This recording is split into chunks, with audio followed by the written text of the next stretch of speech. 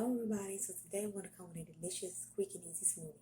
Blueberries, lemons, ginger, banana, last but not least, chia seeds. Enjoy.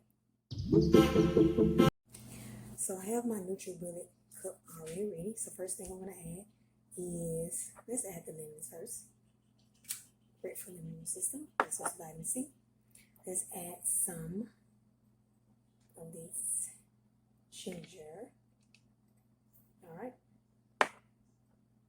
Great for your health, great spice, really great for your health and can help with your digestion as well. And let's go with some blueberries and bananas. Of course, you know blueberries, great source of antioxidants. Great source of antioxidants, one of the highest fruits in that. Bananas, good source of potassium.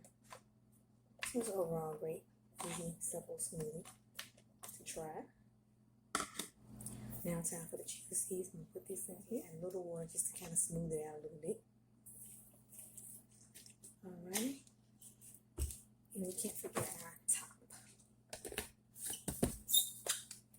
Mix it in. So I have my jar. It's pretty purple smoothie. Pour some up. That's it. Enjoy.